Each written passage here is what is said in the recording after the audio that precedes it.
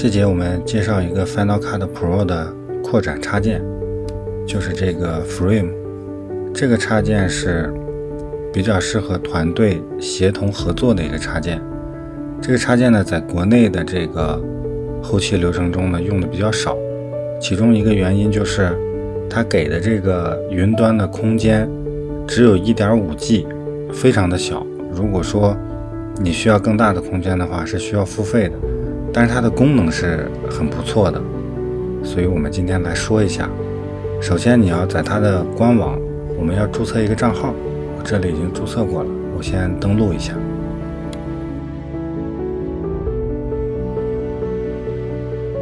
我们看到我们登录进来以后呢，这是它的后台的界面。我们看这儿，这个只有 1.5GB， 非常的小。使用起来的话，如果传大文件的话，可能1-2个文件就把这个空间给利用完了。我们先来说一下它这个功能吧。这些呢是你注册完账号以后，官方给的一些文件，我们其实也可以用。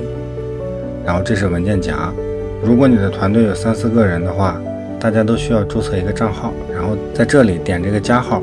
我们有2种方式把它邀请进来。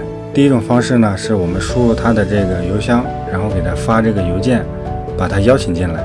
第二种呢，是这个分享这个链接，比如我们分享以后，把这个链接发给他，然后他通过这个链接呢，加入到我们这个工作组里边来。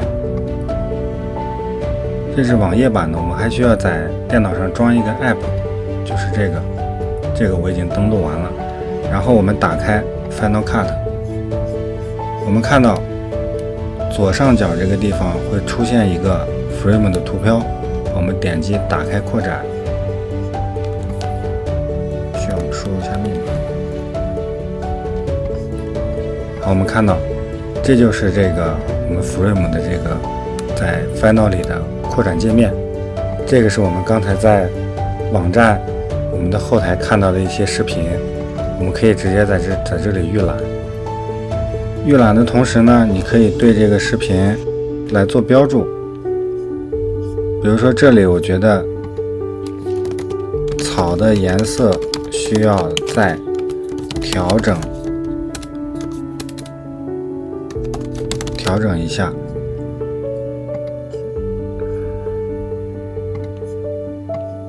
然后我给它标注一下。好，让我们发布。这里就有了我说的，我的头像也出现在这里。当它播放到这个地方的时候，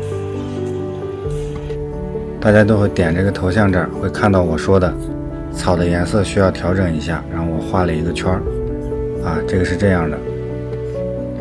然后呢，我们返回来怎么协同工作呢？当我们把这些都安装好以后，然后工作的人员都邀请到一起以后，我们来试一下。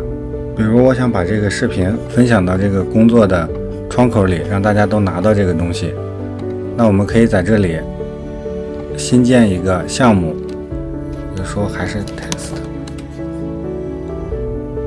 然后我们这里选择公开，就是团队中的任何人都可以查看，然后可以下载媒体，我们创建。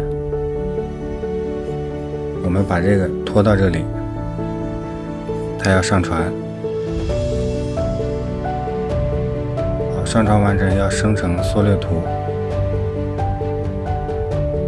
这里上传完成以后呢，我们在网站这里来刷新一下。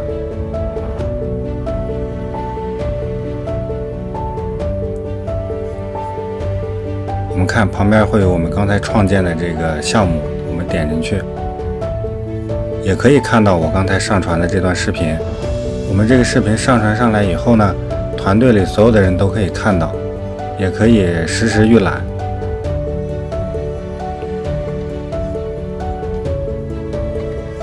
也可以来标注它这个。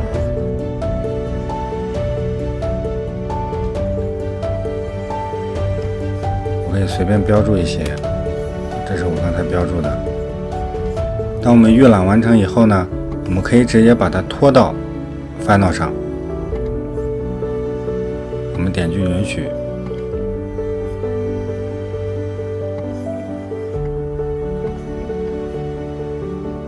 它正在远程导入资源。导入以后呢，我们可以看正在下载远程媒体，我们要等待一下。好，下载完成以后呢，我们先把这个关掉。这个素材呢就下到了我们的电脑上，我们可以把它拖到时间线上来进行编辑。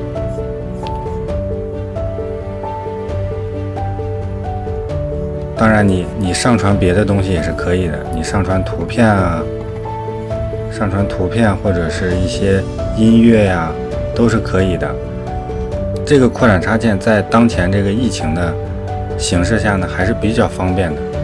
但是呢，又介于它这个空间非常小，所以呢，我们使用的人也不是非常的多。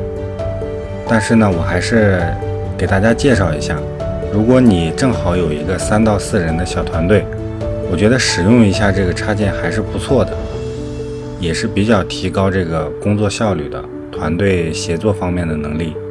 OK， 这就是 Final Cut Pro 一个扩展插件 Frame， 大家如果喜欢的话可以下载来试一试。